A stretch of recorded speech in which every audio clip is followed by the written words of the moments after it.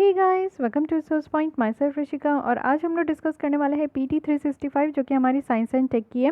तो 3 lesson complete हो चुकी है, ये 4th लेसन है। तो चलिए अब हम लोग भी इसमें देखते हैं कि क्या क्या आर्टिकल हम लोग को यहाँ पर डिस्कस करनी है। तो कल हम लोग यहाँ पे अदर स्पेस मिशंस तक कंप्लीट कर चुके थे। आज हम लोग यहाँ पे और भी इंपॉर्टेंट टॉपिक देखने वाले हैं जो कि है स्पेस बेस्ड इंटरनेट और गवर्नमेंट ग्रेविटेशन लेंसिंग से रिलेटेड टॉपिक देखेंगे। साथ ही कुछ और इंपॉर्टेंट न्यूज़ होगी जो कि स्पेस टेक्नोलॉजी से रिलेटेड होगी, तो उसको भी देख लेंगे। फिर हम लोग आएंगे आईटी एंड कंप्यूटर में। तो काफ़ी इंपॉर्टेंट है ये वाली सेक्शंस, तो काफ़ी ज़्यादा इंपॉर्टेंट होती है क्योंकि भर भर के क्वेश्चंस इससे भी पूछा जाता है। तो इसके बारे में भी देख लेंगे। तो चलिए स्टार्ट करते हैं, लेकिन स्टार्ट करने से पहले यहाँ पे आप लोग को पीटी 365 की पॉलिटी कंप्लीट है। देख सकते हो आप लोग, इन्वायरमेंट की कल एक लेसन आ चुकी थी। यहाँ पे आईआर की लेसन चल रही है और साथ ही साथ आपकी इकोनॉमी की लेसन चल रही है। कल्चर एंड आर्ट की भी कल्चर एंड आर्ट की भी लेक्चर मैं जल्दी ही आपको पब्लिश कर दूंगी, आप लोग टेंशन मत लीजिए, सब आप लोग को मिल जाएगी। तो इतनी सारी लेसन्स जो हैं आप लोग के लिए। ओके, तो चलिए लास्ट लेसन जो क्वेश्चंस पूछी थी उसके आंसर बता देती हूँ और आज के लिए आपके पास फ्रेश क्वेश्चंस है। तो साइंस की जो सेकंड पार्ट है उससे मैं ये 3 क्वेश्चंस पूछी थी, तो इसका आप लोग को आंसर देना है। फर्स्ट है कि गगन से आप लोग क्या समझते हो, उसकी फुल फॉर्म भी लिखनी थी, साथ ही ये है क्या इसके बारे में बतानी है। सेकंड यहाँ पे आपकी fill in the blanks type में सबसे पहले है पीएसएलवी, इट मीन्स की पोलर सैटेलाइट लॉन्च व्हीकल। ये डिज़ाइन किया गया है मेनली किस तरीके के चीज़ों को डिलीवर करने के लिए। साथ ही साथ जो है जीएसएलवी है, ये भी डिज़ाइन किया गया है मेनली किस चीज़ तरीके के यहाँ पे चीज़ों को डिलीवर करने के लिए। तो कुछ बच्चे इस क्वेश्चंस को नहीं समझ पाए थे, तो कुछ और भी वो लोग आंसर दे रहे थे, बट यहाँ पे मैं आंसर दूंगी तो आप लोग का जो कन्फ्यूजन है वो यहाँ पे क्लियर हो जाएगी। थर्ड है कि मीना कुमारी कमेटी ये किस चीज़ से रिलेटेड थी। चलिए आइए तीनों का आंसर देख लेते हैं। फर्स्ट है गगन। ओके, तो गगन क्या है, ये इसकी फुल फॉर्म क्या है, GPS aided geo augmented navigation, ये इसकी फुल फॉर्म है। ये आप याद रख लीजिए, कहीं भी पूछा जा सकता है। इसको डेवलप किया गया है एयरपोर्ट अथॉरिटी ऑफ इंडिया, क्योंकि बहुत ही अलग है, आप लोग अनुमान नहीं लगा पाओगे, इसलिए मैं यहाँ पे इसके बारे में बता रही हूँ। साथ ही साथ इसरो है, ये एक तरीके का सिस्टम है जिससे कि जो ग्लोबल नेविगेशन सैटेलाइट सिस्टम है ना, जैसे हमारी जीएनएसएस है, तो इसमें एक्यूरेसी आपकी इंप्रूव हो पाएगी और एक अच्छा खासा आप लोग को सिग्नल यहाँ पे प्रोवाइड किया जाएगा। ओके, तो इसलिए इसको गगन को यहाँ पे आपका लॉन्च किया गया, तो उसके बारे में ध्यान रखना है। अब पीएसएलवी की बात करें तो ये मेनली जो है अर्थ ऑब्जर्वेशन और रिमोट सेंसिंग सैटेलाइट है। ये अर्थ को ऑब्जर्व करने के लिए बेटर तरीके से जो है इसका इस्तेमाल किया जाता है। वहीं अगर हम लोग जीएसएलवी जो लॉन्च व्हीकल अगर हम लोग इसको देते हैं, इसको भेजते हैं, तो इसका मेनली पर्पस होता है कम्युनिकेशन सैटेलाइट को डिलीवर करना। तो ये दोनों की अलग अलग विशेषता है, तो इसको आप लोग को ध्यान रखना है। अब आती है मीना कुमारी कमेटी के बारे में। तो मीना कुमारी कमेटी ने कुछ रिकमेंडेशन दी थी, वो भी ऑप्टिमम यूटिलाइजेशन, कैसे हम लोग एक एक्सक्लूसिव इकोनॉमिक जोन को अच्छे तरीके से यहाँ पे यूटिलाइज कर पाएंगे, और जो कि हमारी 22 से 370 किलोमीटर फ्रॉम द कोस्ट रहती है। एक्सक्लूसिव इकोनॉमिक जोन है, यानी कि यहाँ पे जो काम होता है वो एक इकोनॉमिक के लिए ही होती है, तो इस पर आप लोग को ध्यान देना है। आज के लिए आप लोग के लिए जो कुछ फ्रेश क्वेश्चन है वो है साइंस के पार्ट 3 से। तो फर्स्ट है कि कौन सी मिशन है जिसको हम लोग कह रहे हैं कि first Indian multi wavelength space observatory है, तो इस मिशन का नाम आप लोग को बतानी है। सेकंड है कि कार्टोसाइट सैटेलाइट से आप लोग क्या समझते हो, इसके बारे में बताना है। थर्ड है कि स्पेस क्लियर स्पेस 1 मिशन ये है क्या, इसके बारे में आप लोग को बतानी है। तो लास्ट लेसन में हम लोग सारे मिशन ही देखे थे, इसरो के देखे थे और साथ ही साथ नासा के देखे थे, और कुछ और भी कंट्रीज़ के हम लोग जो इंपॉर्टेंट मिशन है उसके बारे में भी देख लेते हैं। तो इसलिए आप लोग को यहाँ पे तीनों का आंसर देना ज़रूरी है। ये बहुत ही बेसिक सी क्वेश्चंस मैं पूछ रही हूँ, प्लीज़ इसका आंसर जो है कमेंट बॉक्स में लिखिएगा। अब आते हैं हम लोग आर्टिकल पे चलते हैं। तो अब देखते हैं यहाँ पे हम लोग other space related research and development topic. इसमें सबसे पहले देखेंगे स्पेस बेस्ड इंटरनेट, यानी कि इंटरनेट जो है वो स्पेस बेस्ड के बारे में बात किया जा रहा है। तो काफ़ी इंपॉर्टेंट टॉपिक है ये, और सबसे पहले जो ये न्यूज़ में इसलिए दी क्योंकि अमेरिकन कंपनी जिसका नाम है स्पेस एक्स, उन्होंने रिसेंटली अभी 60 स्मॉल सैटेलाइट, यानी कि छोटे सैटेलाइट जो कि 500 kg के भी अंडर में थे, इस तरीके के 60 सैटेलाइट को लो अर्थ ऑर्बिट में भेजा गया, जिससे कि हम लोग सस्ते दाम में जो इंटरनेट है ना उसको हम लोग सब जगह इस्तेमाल कर सकें, यानी कि सस्ते दामों में इंटरनेट हो सके। आप लोग को पता है कि इंटरनेट की जो चार्जेस है वो थोड़ी सी महंगी है, ठीक है। तो अगर सस्ते दामों पर इंटरनेट अगर हम लोग को अवेलेबल होगी तो हम लोग और भी ज़्यादा प्रोडक्टिव वर्क कर पाएंगे। डिटेल में देखते हैं ये जो प्रोजेक्ट है, इस प्रोजेक्ट का नाम याद रखना, ये स्टारलिंक नेटवर्क है, जिससे कि 42,000 स्ट्रॉन्ग कॉन्स्टिलेशंस को बिल्ड किया जाएगा।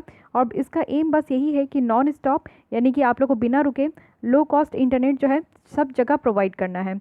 इसमें क्या होगा ना, यहाँ पे हम लोग बेकॉन यूज़ करें, जो कि कोऑर्डिनेटेड यानी कि बीम कोऑर्डिनेटेड सिग्नल्स है जो कि वापस अर्थ में आएगी, वो भी अराउंड कहाँ से, तो 350 किलोमीटर से 1200 किलोमीटर तक ये जाएगी, और ये कू एंड का बैंड को इस्तेमाल करते हुए। तो ये फ्रीक्वेंसी बैंड होती है, कू एंड का बैंड है।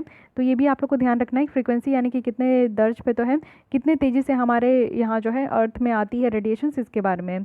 इससे क्या होता है कि एक मैसेज को अलाउ किया गया है कि वो 2 बार जो है जल्दी से जल्दी यहाँ पे आपका भेजा जाएगा मैसेज को, और वो भी यहाँ पे फाइबर्स के थ्रू, और ये जो है हम लोग इंटरनेट को कनेक्ट कर पाएंगे अर्थ में।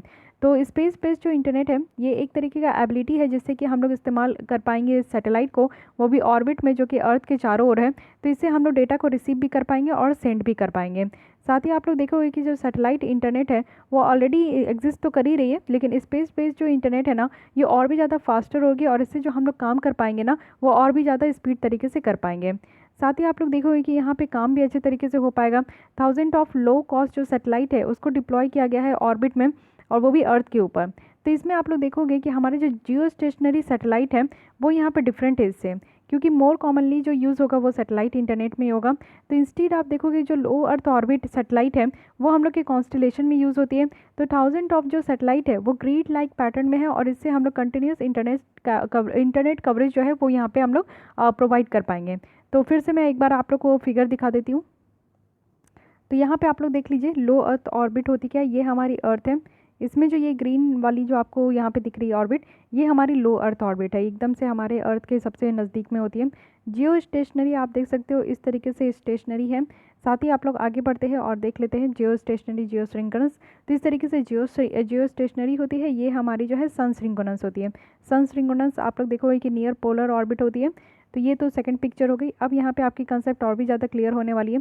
ये हमारी एक्सिस है, और इस तरीके से जियो सिंक्रोनस आपकी यहाँ पे सैटेलाइट मूव होती है, और इस तरीके से जियो स्टेशनरी जहाँ पे आपकी सैटेलाइट मूव होती है। तो जियो स्टेशनरी और जियो सिंक्रोनस आप देखोगे कि एक एंगल ऑफ इंसिडेंस इंक्लिनेशंस में है, तो इसको भी आप लोगों को ध्यान रखना है। हर दिन नए बच्चे जुड़ते हैं यहाँ पे, इसलिए मैं इस तरीके की जो पिक्चर्स है वो हमेशा आप लोग को दिखाते रहती हूँ। पुराने बच्चे जो है उनका रिविजन होता है, और जो आप लोग नए जुड़ते हो आप लोग की क्लियरिटी और निकल कर आती है। तो इससे क्या होगा ना कि बेटर एसेसिबिलिटी हो पाएगी स्पेस बेस्ड इंटरनेट से। क्या होगा कि जो है हम लोग इंटरनेट को बहुत ज़्यादा कर पाएंगे, एफोर्डेबल होगा क्योंकि सस्ती होंगे, 24/7 यहाँ पे अवेलेबल होगी। साथ ही इंटरनेट ऑफ थिंग्स भी जो टेक्नोलॉजी है वो भी रेवोल्यूनाइज्ड हो पाएंगे। इंटरनेट ऑफ थिंग्स कहने का मतलब कि एक तरीके का टेक्नोलॉजी है जिसमें कि कम्युनिकेशन जो है ना वो आपका डिवाइस और डिवाइस के बीच में हो रहा है। तो ये एक अद्भुत तरीके की मैं इसको टेक्नोलॉजी कहती हूँ कि डिवाइस अपने आप में ही यहाँ पे टॉक कर रहे हैं, तो इसको हम लोग इंटरनेट ऑफ थिंग्स कहते हैं। तो ये भी अच्छे तरीके से हमारे कंट्री में इसका इस्तेमाल किया जाएगा, और एरिया जो कवर किया जाएगा वो कम्प्लीटली बहुत ही ज़्यादा लेस है अगर हम लोग इस इंटरनेट में देखें तो। ये एक बात है जो कि यहाँ पे एरिया बहुत कम यहाँ पे कवर करेगी, तो ये भी एक पॉइंट आप लोग को ध्यान रखना है। तो ये तो पूरी रही स्पेस बेस्ड इंटरनेट के बारे में। अब आते हैं नेक्स्ट जो कि है ग्रेविटेशनल लेंसिंग। ये अनदर वेरी इंपॉर्टेंट कंसेप्ट है, पहले समझने का कोशिश कीजिए कि न्यूज़ में क्यों थी। रिसेंटली जो नासा है उन्होंने अनाउंस करी है कि वो एक फेनोमेना का यूज़ करेंगे, एक प्लान है उनका जो कि है ग्रेविटेशनल लेंसिंग को। तो अपने रिसर्च में वो यहाँ पे ग्रेविटेशनल लेंसिंग की एक फेनोमेना है उसको यहाँ पे इस्तेमाल किया जाएगा। तो नासा जो है वो यहाँ पे जेम्स वेव स्पेस टेलीस्कोप्स को इस्तेमाल करेंगे, जिससे कि वाइड रेंज ऑफ इन्वेस्टिगेशंस करेंगे, वो भी यहाँ पे एस्ट्रोनॉमी और कॉस्मोलॉजी के फील्ड में। और साथ ही साथ रिसेंटली जो है नासा ने अनाउंस करी है कि वो यहाँ पे प्लान कर रहे हैं कि जो कैसे न्यू स्टार बॉर्न होते हैं ना, यानी कि जो नए नए तारे हमेशा बॉर्न होते रहते हैं, उनका जन्म होता है, तो वो किस तरीके से होता है उनको इन्वेस्टिगेट किया जाएगा। तो इसके लिए क्या है कि उनको यहाँ पे जो है हेल्प चाहिए, वो भी यहाँ पे नेचुरल फेनोमेना का हेल्प चाहिए। और नेचुरल फेनोमेना क्या है, अपने आप ये आपका होता है जिसको हम लोग ग्रेविटेशनल लेंसिंग कहते हैं। इस प्रोग्राम को पूरा जो है टेम्पलेट्स कहा जा रहा है। आपसे डायरेक्टली यही पूछा जा सकता है कि टेम्पलेट्स है क्या, तो टेम्पलेट्स यही है कि किस तरीके से स्टार को जो है हर एक दिन स्टार्स बॉर्न होती है, तो उसको कैसे यहाँ पे हम लोग इन्वेस्टिगेट करें, तो इसको हम लोग कहते हैं टेम्पलेट। अब टेम्पलेट की फुल फॉर्म भी देख लीजिए, ये है targeting extremely magnified panchromatic lensed arc and their extended star formation. तो इसलिए हमेशा मैं जोर देती हूँ कि आप लोग को फुल फॉर्म पता होना चाहिए। जब भी किसी वर्ड का जब आप लोग को फुल फॉर्म पता होगा तो फिर आप लोग उसके आंसर ज़रूर निकाल लोगे। अब यहाँ पे समझते हैं जो ये नेचुरल फेनोमेना है ग्रेविटेशनल लेंसिंग, ये है क्या। ये एक तरीके का फेनोमेना है, और ये कब होता है, जब ह्यूज अमाउंट ऑफ मैटर आप लोग को देखने को मिलेगा, जैसे कि बहुत सारे गैलेक्सी है। गैलेक्सी क्या है, ग्रुप्स ऑफ स्टार्स है। तो गैलेक्सी है, तो गैलेक्सी में आप लोग को देखने को मिलेगा कि यहाँ पे आपका ग्रेविटेशनल फील्ड यहाँ पे आपका ये क्रिएट हो गया, जहाँ पे भी ग्रुप ऑफ स्टार्स है, बहुत ज़्यादा heavy huge amount of things है, तो वहाँ पे आपका ग्रेविटेशनल फील्ड हो जाता है। ग्रेविटेशनल फील्ड से क्या हो रहा है कि कोई भी अगर यहाँ पे लाइट आ रही है ना, तो वो क्या होता है ना कि डिस्टॉर्ट हो जाता है, या तो लाइट यहाँ पे डायरेक्टली नहीं आ पाती है, वो रिफ्लेक्ट बैक हो जाता है, या फिर मैग्नीफाइज हो जाती है उस ऑब्जेक्ट से। तो इसको हम लोग कहते हैं। और ये कैसे होता है, ये सेम लाइन ऑफ साइट से होता है, जहाँ से आप लोग देख रहे हो वहीं से यहाँ पे आपका लाइट जो है ना वो डिफ्लेक्ट हो रहा है, और यहाँ पे आपका लाइट जो है वो डिस्टॉर्ट हो जाता है। तो ये जो लार्ज सेलेसियल ऑब्जेक्ट है वो यहाँ पे लाइट को मैग्नीफाई करती है, वो भी डिस्टेंस गैलेक्सी से। और ये आपका जो है near the peak of star formation, यानी कि जहाँ पे भी आपकी स्टार फॉर्मेशन होती है, तारे जहाँ पे बनते हैं, तो वहीं के बगल से ही आपका जो है वो इस तरीके का लाइट जो है ना वो मैग्नीफाई करती है। तो इस तरीके से कोई भी ऑब्जेक्ट जो है वो एक नेचुरल होता है, कॉस्मिक टेलीस्कोप्स होती है, जिसको हम लोग यहाँ पे ग्रेविटेशनल लेंस कहते हैं। एक तरीके का नेचुरल यहाँ पे लेंस है जो कि आपका यहाँ पे होता है। एज अ रिजल्ट आप देखोगे कि कुछ गैलेक्सीज जो है ना वो बहुत ही ज़्यादा ब्राइटर होते हैं जब भी आप रात में बाहर निकलो। ओके, एक मैं बता रही हूँ, एक आपका जो है आपके खुद का एक्सपीरियंस मैं बताती हूँ। जब भी आप लोग रात में बाहर निकलते हो तो एक बार स्काई की तरफ ज़रूर देखना। आप लोग स्टार्स तो ज़रूर देखते होंगे, तो स्टार्स में भी आप लोग कभी कभी देखोगे ना कि कुछ स्टार्स जो है बहुत ज़्यादा ब्राइट करते हैं, बहुत ज़्यादा चमकते हैं।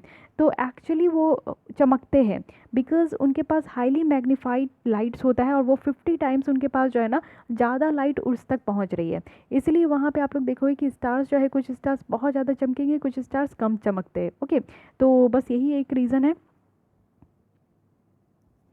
तो इस फिगर में आप लोग देख सकते हो, यहाँ पे क्या है कि ये आप लोग देखो गैलेक्सी है, कहने का मतलब एकदम ग्रुप ऑफ स्टार्स है, यहाँ पे अर्थ है।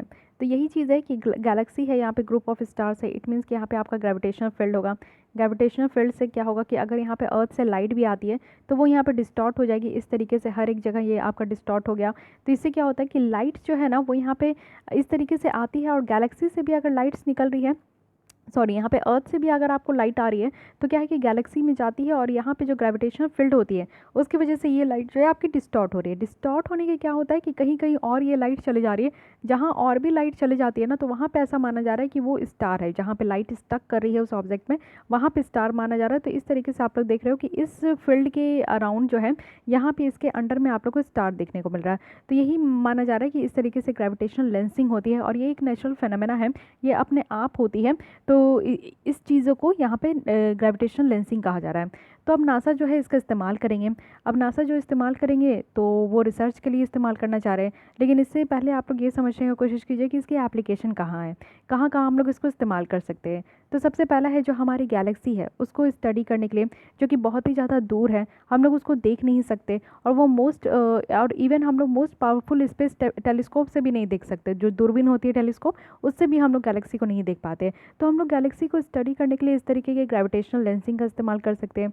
साथ ही जो इनविजिबल थिंग्स है, यानी कि यूनिवर्स में ऐसे बहुत सारे थिंग्स हैं जो कि हम लोग को विजिबल नहीं हो पाते, हम लोग उसको देख भी नहीं पाते, तो क्या पता हम लोग उसको देखने के लिए भी इसको इस्तेमाल कर सकते हैं। डार्क मैटर जो है ना वो लाइट इमिट नहीं करती है। कुछ ऐसे भी ऑब्जेक्ट है हमारे यूनिवर्स में जो कि पूरी तरीके से डार्क है, उसमें अपना कोई भी लाइट नहीं होता, तो उनका खुद का भी लाइट नहीं है, और वो दूसरे लाइट को भी इमिट नहीं करती है, ना ही दूसरे लाइट को वो एब्जॉर्ब करती है, जिससे कि उनमें भी लाइट हो, और तो उसको हम लोग डायरेक्टली देख नहीं पाते हैं। तो इसलिए इस तरीके के ग्रेविटेशनल लेंसिंग के थ्रू क्या होगा कि लेंस है जिसके थ्रू हम लोग देख पाएंगे। साथ ही स्टार का फॉर्मेशन कैसे हो रहा है ये तो समझ पाएंगे। बेसिकली यहाँ पे यही समझने के लिए है कि स्टार की फॉर्मेशन कैसे हो रही है। साथ ही यहाँ पे जो हमारा पास्ट है कहीं ना कहीं उसको भी समझ पाएंगे। जो मिल्की वे है, हम लोग कहते हैं हमारी जो गैलेक्सी है वो सबसे बड़ी एक गैलेक्सी है जिसको हम लोग मिल्की वे का नाम दिए। तो आज की डेट में जो है ना एक सन जितने हर एक साल जो होती है उसकी इक्विवेलेंट कहा जा रहा है, लेकिन पास्ट में क्या है कि ये जो रेट था ना वो 100 टाइम्स बड़ा था। तो हमारा पास्ट कैसा रहा है, कुछ हम लोग हिस्ट्री भी यहाँ से जान पाएंगे, कुछ कंक्लूड कर पाएंगे। तो इसलिए इस तरीके की फेनोमेना को इस्तेमाल किया जा रहा है। ओके, तो थोड़ा बहुत आइडिया रखना चाहिए आप लोग को, हर एक चीज़ के बारे में क्वेश्चंस कहीं से भी अराइज हो सकती है। अब आते हैं कुछ अदर इंपॉर्टेंट न्यूज़ भी देख लेते कि क्या क्या रखा गया। तो यहाँ पे है आपकी Bhaskaracharya institute of space applications and geo informatics, इसको बिसैक कहा जा रहा है, और ये गुजरात एज बिसैक कहा जा रहा है। तो ये है क्या, रिसेंटली कैबिनेट ने अप्रूव करी है कि एलिवेशन होगा, यानी कि जो Bhaskaracharya institute of space applications and geo informatics है, गुजरात एज बिसैक है, इसको एलिवेट किया जाएगा ministry of electronic and information technology के अंदर है। तो बिसैक जो था वो एक स्टेट एजेंसी थी, department of science and technology की, गवर्नमेंट ऑफ गुजरात की थी। यहाँ पे एक ऑटोनोमस साइंटिफिक सोसाइटी अलाउ किया जाएगा जो कि गवर्नमेंट ऑफ इंडिया की होगी, ना कि स्टेट गवर्नमेंट के अंदर। पहले ये स्टेट गवर्नमेंट के अंदर थी, लेकिन अब ये यहाँ पे आपकी जो है गवर्नमेंट ऑफ इंडिया की होगी, स्टेट गवर्नमेंट के अंदर नहीं होगी।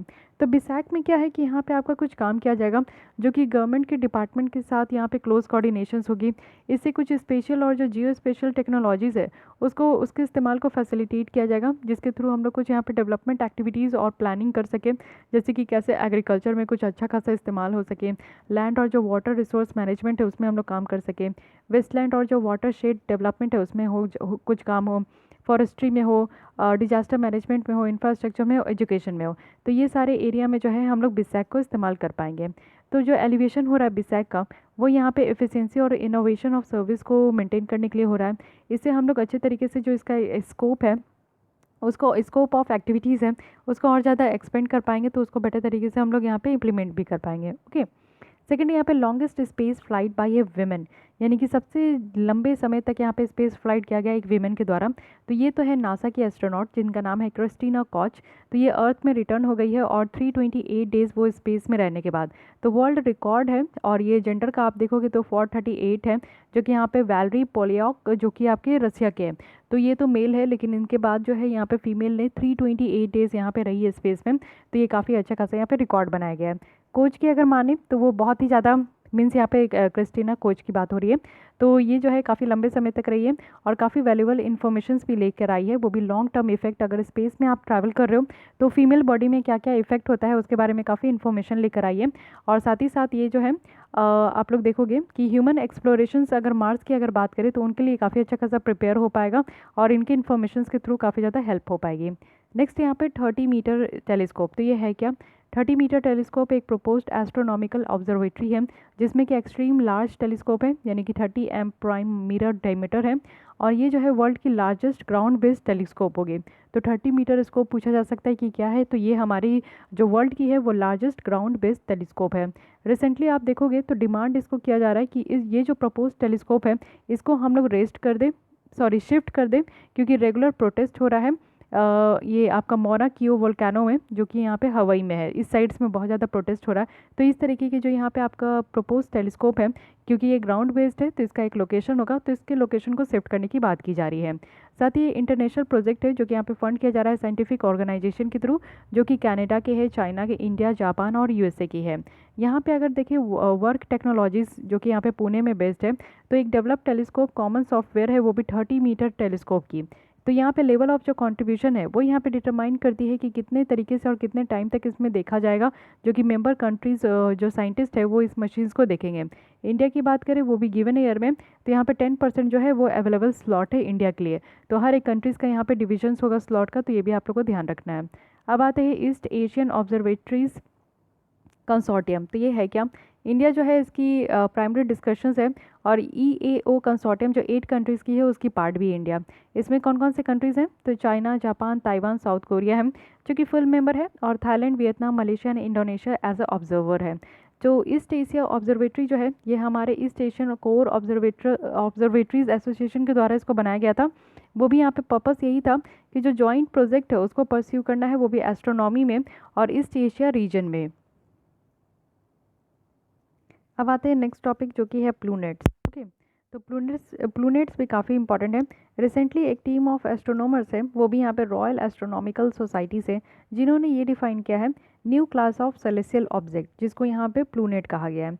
तो प्लूनेट क्या है कि एक ऑर्फन मून है, यानी कि ऑर्फन कहने का मतलब है कि अनाथ है।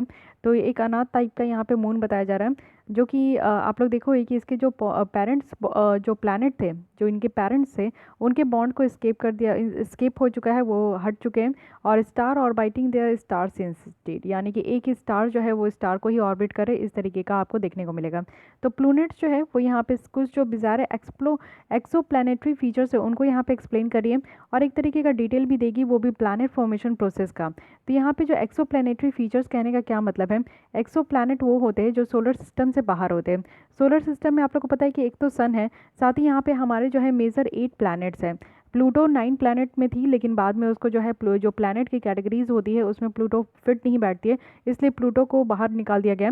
तो आज के भी डेट में हमारे जो टोटल यहाँ पे प्लैनेट है वो नंबर ऑफ प्लैनेट 8 है, और ये सोलर सिस्टम कहते हैं। तो सोलर सिस्टम के बाहर जितने भी प्लैनेट हैं उनको हम लोग एक्सो प्लैनेट कहते हैं। तो उनकी जो फीचर्स है उनको यहाँ पे जो है एक अच्छे तरीके से एक्सप्लेन करी है। एस्ट्रोनॉमर्स कंसीड कर रहे हैं, हाउएवर जो प्लूनेट है वो स्टिल अभी भी हाइपोथेटिकल है, ऐसा नहीं है कि माना गया है, ऐसा नहीं है कि इसके बारे में डिटेल इन्फॉर्मेशन मिला, ये बस एक माना गया है। ओके, तो प्लूनेट्स के बारे में आप लोग को ध्यान रखना है। एक new class of celestial object है जिसको हम लोग प्लूनेट कह रहे हैं। फिर है अरोकोथ। तो अरोकोथ है क्या, रिसेंटली अल्टीमा थूले जो है इसको रीनेम कर दिया गया है। पहले ये अल्टीमा थूले थी, इसी को नाम चेंज करके अरोकोथ कर दिया गया। अरोकोथ एक नेटिव अमेरिकन टर्म है जिसका मतलब है स्काई। ओके, और ये एक कॉन्ट्रैक्ट बाइनरी है जिसमें कि आपका सिंगल ऑब्जेक्ट है, इसमें 2 लूप्स है, और जो लूप्स है वो यहाँ पे आपका जेंटली कॉन्टैक्ट में है। तो नासा भी जो है वो लार्ज लोब अल्टीमा को जो है ना वो यहाँ पे डब किए, और दूसरी जो है वो 3 टाइम्स स्मॉलर भी है थूले से। तो थूले यहाँ पे आपका जो है अल्टीमा थूले को ही यहाँ पे नाम को चेंज करके अरोकोथ कर दिया गया है। ये कहाँ पे है, तो क्यूपलर बेल्ट में है, और यहाँ पे आपका डोनट शेप्ड है जो कि आपका आईसी बॉडीज़ है, और ये आपके नेपच्यून के ऑर्बिट के बियॉन्ड है। साथ ही न्यू होराइजन जो है वो फर्स्ट मिशन है जो कि क्यूपलर बेल्ट को ये एक्सप्लोर करेगी। तो न्यू होराइजन भी ये नासा की ही प्रोजेक्ट है, तो इसमें भी आप लोग को ध्यान रखना है। साथ ही आप लोग देखोगे कि बहुत सारे क्यूपलर बेल्ट ऑब्जेक्ट जो है ना वो भी अभी अनचेंज है, यानी कि बिलियंस ऑफ ईयर हो चुके हैं, लेकिन ये बेल्ट का जो यहाँ पे फीचर्स वगैरह है वो अभी भी अनचेंज है। इसको डिस्कवर किया गया था 2014 में, वो भी न्यू होराइजन की तरफ से, और एक पावरफुल हबल जो स्पेस टेलीस्कोप है उसको इस्तेमाल करके। नासा जो है न्यू होराइजन मिशंस को जनवरी 2006 में ही ये लॉन्च करी थी, और ये प्लूटो से 2015 में जब क्रॉस की थी ना, तो जनवरी 2019 में जो है ये अरोकोथ से फ्लू की थी। तो ये जो है अभी भी फारदेस्ट है, यानी कि अभी भी इसको कंडक्ट करने से बहुत ही ज़्यादा दूर है, तो ये आप लोग को ध्यान रखना है। ओके, अब आते हैं एक्रीशंस बर्स्ट इवेंट। तो ये है क्या, एक इवेंट है जो कि बहुत ही ज़्यादा रेयर है, सिर्फ 3 इस तरीके का इवेंट है जिसको ऑब्जर्व किया गया है अभी तक, और रिसेंटली आप देखोगे तो रेयर ग्लिम्स ऑफ एक्रीशंस बर्स्ट देखा गया है, यानी कि जो गैलेक्सी है उसमें यहाँ पे बर्स्ट देखने को मिला है।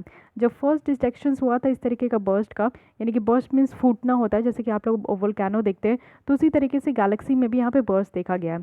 तो 2016 में पहली बार ऐसा एस्ट्रोनॉमर के द्वारा दिखा गया था, और वो एग्री किए थे 2007 में कि इस तरीके का एफर्ट्स भी हुआ है, इस तरीके का काम भी हुआ है। ओके, तो ये बस हल्का फुल्का आप लोग को ध्यान रखना है, इन सारी चीज़ों से तो मुझे नहीं लगता कि क्वेश्चंस पूछी जाएगी। उसके बाद आता है हाँ गोल्डीलॉक जोन। ये एक जोन, ये एक इम्पॉर्टेंट है। नासा की जो ट्रांजिस्टिंग एक्सोप्लैनेटरी सर्विस सैटेलाइट है जिसको टेस्ट कहा जा रहा है, ये डिस्कवर किया गया है अर्थ साइज प्लैनेट का, जिसका नाम यहाँ पे आपका जो है TOI 700D है, और ये स्टार को ऑर्बिटिंग करी है जिसका नाम है TOI 700, वो भी गोल्डीलॉक जोन में। तो गोल्डीलॉक जोन है क्या, एक तरीके का हैबिटेबल जोन है जो कि स्टार के चारों ओर है, जहाँ पे आपको ना ही ज़्यादा बहुत ज़्यादा गर्मी है, ना ही बहुत ज़्यादा ठंड है, और ये लिक्विड वाटर है जो कि यहाँ पे सरफेस यानी कि जो सराउंडिंग्स प्लैनेट है उनके सरफेस में एग्जिस्ट करती है। अर्थ जो है वो कहाँ आती है, तो सन के गोल्डीलॉक जोन में आती है। तो ये याद रखना है, ये जो गोल्डीलॉक जोन है ये आपका जो है नासा के जो टेस्ट है उन्होंने ये डिस्कवर किए। तो ऐसे भी टेस्ट जो है बहुत ज़्यादा न्यूज़ में थी कि ये किसकी मिशन है, तो ये नासा की मिशन है। सेकंड चीज़ है कि इन्होंने क्या देखा, तो यहाँ पे एक स्टार का नाम आया जिसको यहाँ पे TOI 700D है, और यहाँ पे एक गोल्डीलॉक जोन में पाया गया। गोल्डीलॉक जोन कहने का मतलब है कि स्टार के चारों ओर जो है एक ऐसा सर्फेस है जिसमें ना ही ज़्यादा गर्मी है ना ही ज़्यादा ठंडी है, और सबसे बड़ी बात है कि हमारी अर्थ भी जो है, पृथ्वी भी जो है वो सन के गोल्डीलॉक जोन में आती है। नेक्स्ट है new moons of Saturn discovered, यानी कि सैटर्न की न्यू मून डिस्कवर हुई है। सैटर्न हमारी एक प्लैनेट है जो कि सोलर सिस्टम में, तो 20 न्यू मून जो है उसको डिस्कवर किया गया है सैटर्न के अराउंड, और टोटल नंबर ऑफ मून अब कितना हो गया सैटर्न की, तो 82 हो गई है। जो मून है वो यहाँ पे डिस्कवर किया गया था सुबारू टेलीस्कोप के द्वारा, और इसके पहले अगर हम लोग देखें तो जुपिटर में 79 मून्स थी, जो कि यहाँ पे लार्जेस्ट नंबर ऑफ मून था आपका सोलर सिस्टम में, लेकिन अब जो है जुपिटर को क्रॉस कर चुकी है सैटर्न, अब सैटर्न में सबसे ज़्यादा नंबर ऑफ मून है। ओके, नेक्स्ट है कॉमेट 21 या फिर बोरिसोव इसको कहते हैं। ये फर्स्ट डेडिकेटेड कॉमेट है जो कि सन के क्लोज आई थी, वो भी अनदर स्टीलर सिस्टम है, और ये आपका सेकंड बन चुकी है, यानी कि सेकंड इंटरस्टेलर ऑब्जेक्ट है जो कि आज तक इसको आइडेंटिफाई किया गया है। ऑब्जेक्ट जो भी हमारे सोलर सिस्टम में बॉर्न होते हैं, यानी कि जन्म लेते हैं और ट्रैवल करते हैं एलिप्टिकल ऑर्बिट में, यानी कि सन के चारों ओर, वहीं अगर इंटरस्टेलर बॉडीज़ की बात करें तो ये एक हाइपरबॉलिक पाथ को फॉलो करते हैं, यानी कि सन के चारों ओर जो यहाँ पे आपका एक एलिप्टिकल ऑर्बिट होता है उसमें कुछ ऑब्जेक्ट जो है वो यहाँ पे सर्कुलर मोशन में वो घूमते हैं। वहीं अगर इंटरस्टेलर बॉडीज़ की बात करें तो वो कहाँ है, एक हाइपरबॉलिक कोई पाथ होता है उसी को वो फॉलो करते चलते हैं। नेक्स्ट ये इंपॉर्टेंट है एस्ट्रॉइड बीनू। नासा की जो ओसिरिस रेक्स है वो यहाँ पे एक सैम्पल ऑफ साइट्स को, सैम्पल कलेक्शंस यहाँ पे साइट को कंफर्म करी है, जिसको यहाँ पे नाइटिंगेल कहा जा रहा है, और वो भी एस्ट्रॉयड बिनू है। तो ये जो साइट है ये कहाँ पे है, तो नॉर्थ पोल, यानी कि जो एस्ट्रॉयड बिनू की जो नॉर्थ पोल है उसी के बगल में लोकेट किया गया है। तो इस रीजन का जो टेम्परेचर है ना वो बहुत कम है। और साथ ही साथ ओसिरिस रेक्स की मिशन की बात करें तो वो यहाँ पे ओस्प्रे को सेलेक्ट करी थी as a backup sample collection site. और अगर ये सिग्निफिकेंट डिस्टर्बेंस होता नाइटिंगेल के सरफेस में तो ये डिफ़िकल्ट हो जाता कि हम लोग यहाँ पे सैंपल को कलेक्ट नहीं कर पाते। तो यहाँ पे आप लोग को ओवरऑल ये पता करना है, ये सारी चीज़ें जाननी है कि ओसिरिस रेक्स जो है ये किसका मिशन है, तो नासा का मिशन है। और ये किस लिए मिशन था, तो ये एस्ट्रॉयड एक है जो कि बेनू है। एस्ट्रॉयड मतलब कि पत्थर जैसे होते हैं, जैसे कि सोलर सिस्टम में, हमारे यूनिवर्स में आप लोग देखोगे कि प्लैनेट के अलावा भी बहुत सारे पत्थर्स वगैरह होते हैं, तो उसको एस्ट्रॉयड कह दिया जाता है। तो एस्ट्रॉयड बिनू है जिसका नाम दिया गया है, तो उसको यहाँ पे जो है उसको स्टडी करने के लिए इसको भेजा गया था। तो ये जो साइट है ये कहाँ पे है, तो एस्ट्रॉयड बिनू के नॉर्थ पोल में। ओके, अब आते हैं, ये है आपकी हाइजिया। तो हाइजिया क्या है कि रिसेंटली एस्ट्रोनॉमर्स ने सजेस्ट किए कि हाइजिया ये पॉसिबल होगा कि ये एक ड्वार्फ प्लैनेट है, यानी कि एक आपका जो है बहरा प्लैनेट है, इस तरीके का एक कैटेगरी कर दिया जाता है। तो करेंटली ऑफिशियली आप देखोगे कि हमारे यहाँ जो है 5 इस तरीके के ड्वार्फ प्लैनेट हमारे सोलर सिस्टम में हो चुके हैं। प्लूटो को भी इसी कैटेगरी में डाला गया है, एरिस है, मेकमेक है, और ह्यूमिया है, और सेरेस है। तो ये 5 हमारे यहाँ ड्वार्फ प्लैनेट है, तो इसका नाम याद रखना क्योंकि समटाइम्स पूछ लिया जाता है। तो इंटरनेशनल एस्ट्रोनॉमिकल जो यूनियन है उन्होंने 4 क्राइटेरिया सेट की है कि ड्वार्फ प्लैनेट कैसे हम लोग करेंगे। तो ये है कि जो हमारे सन को ऑर्बिट करता है लेकिन वो मून नहीं होना चाहिए। सेकंड है कि वो जो है उनकी नेबरहुड क्लियर्ड नहीं होनी चाहिए कि उनके ऑर्बिट में कौन कौन से है। लास्टली इनमें कुछ एनफ मास होनी चाहिए जो कि ग्रेविटी पुल हो सके। ओके, तो ये सारी कुछ क्राइटेरिया है जिससे कि हम लोग कहते हैं कि ये सारी जो प्लैनेट है वो ड्वार्फ प्लैनेट है। पहला क्या है कि सन के चारों ओर ये ऑर्बिट करे लेकिन मून नहीं होनी चाहिए। दूसरा है कि इसकी जो नेबरहुड है इस ऑर्बिट के अराउंड वो क्लियर्ड नहीं होना चाहिए कि कौन कौन नेबरहुड है, लेकिन इनमें कुछ मास होना चाहिए, मासलेस नहीं होनी चाहिए इस तरीके के। ओके, हाइजिया की बात करें तो इसको भी कंसीडर किया गया है एज ए एस्ट्रॉइड। अब तक इसको एस्ट्रॉइड कंसीडर किया गया है, और ये जो कहाँ है तो एस्ट्रॉइड बेल्ट में। तो एस्ट्रॉइड बेल्ट कहाँ होती है, 2 यहाँ पे प्लैनेट के बीच में होती है, एक तो मार्स है, एक जुपिटर है। इसके बीच में एक तरीके का आपको एस्ट्रॉइड बेल्ट देखने को मिलेगा। तो यहाँ पे ही इसको अभी एस्ट्रॉइड, इसमें जो भी आपका एस्ट्रॉइड होती है, पत्थर होती है इस बेल्ट के चारों ओर, उसको हम लोग एस्ट्रॉइड कहते हैं। तो ये हमारी जो है हाइजिया आज के डेट में एस्ट्रॉइड है। तो पूछ लिया जा सकता है कि हाइजिया क्या है, हाइजिया है क्या, ये एस्ट्रॉइड है या फिर आपकी स्टार है या फिर आपकी जो है एक्सो प्लैनेट है या फिर क्या है, पूछ लिया जा सकता है। ओके, फिर है हीलियम हाइड्राइड। तो हीलियम हाइड्राइड क्या है कि साइंटिस्ट ने अभी स्पॉट करी है हीलियम हाइड्राइड मॉलिक्यूल को, वो भी स्पेस में पहली बार देखा गया है। हीलियम हाइड्राइड या फिर हीलियम हाइड्राइड आयन जो है एक तरीके का कैशन है, यानी कि ये पॉजिटिवली चार्ज्ड आयन है। वो भी फॉर्मूला क्या है, HeH+। हीलियम का He होता है, हाइड्राइड H+ है। इसमें आपका हीलियम एटम है जो कि हाइड्रोजन एटम के साथ बॉन्डेड है और एक इलेक्ट्रॉन रिमूव कर दिया गया। ओके, ये आप लोग को ध्यान रखना है। फिर है टार्डिग्रेड। तो टार्डिग्रेड है क्या, इसराइल की जो स्पेसक्राफ्ट है बेयर शीट, वो अभी रिसेंटली क्रश की है, यानी कि लैंडेड, जो कि मून में है। क्रस्ट लैंडेड ऑन मून हुआ है रिसेंटली, सॉरी क्रश बोल रही मैं, क्रैश हो गई है उनकी जो मून में लैंडिंग थी ना वो क्रैश हो चुकी है। और यहाँ पे थाउजेंड्स ऑफ जो टार्डिग्रेड्स है वो यहाँ पे देखने को मिला। टार्डिग्रेड्स जो है वो वाटर, इसको हम लोग वाटर बियर भी कहते हैं और मॉस पिगलेट भी कहते हैं, यानी कि यहाँ पे मोर देन 1100 स्पेसीज है फ्री लिविंग टाइनी इनवर्टिब्रेट्स की। तो इनको कंसीडर किया गया है कि क्लोज रिलेटिव है एंथ्रोपोड्स के। एंथ्रोपोड्स मतलब कि जो इंसेक्ट्स वगैरह होते हैं जिसमें आपका बहुत ज़्यादा स्पाइनल कॉर्ड वगैरह नहीं होता, इन्वर्टिब्रेट होते हैं। ओके, तो ये सिर्फ ओनली एलिमेंट्स है जो कि यहाँ पे आपका 5 एक्सटेंशंस में सर्वाइव करते हैं और इसको हम लोग इंसान भी कहते हैं। तो इस तरीके का आप लोग को याद रखना है, वैसे इतना ज़्यादा पूछा नहीं जा सकता। नेपच्यून डेजर्ट की बात करें तो ये एक रीजन है जो कि स्टार के क्लोज है, जहाँ पे कोई भी नेपच्यून साइज प्लैनेट नहीं है। ओके, और ये जो एरिया है ये एक स्ट्रॉन्ग इरिडेशंस यहाँ पे आपका जो है रिसीव करती है सन से। इसका मतलब है कि प्लैनेट्स जो है ना वो अपने, उनका खुद का गैसियस एटमॉस्फेयर नहीं है और वो एवोपरेट करती है बिना एक बस रॉकी कोर को छोड़े हुए, यानी कि रॉकी कोर को के अलावा वो इवोपरेट कर देती है। उसके बाद हाँ, ये एक इंपॉर्टेंट है प्लैनेट 9। प्लैनेट 9 क्या है, एक हाइपोथेटिकल प्लैनेट है जो कि हमारे outer region of solar system में है।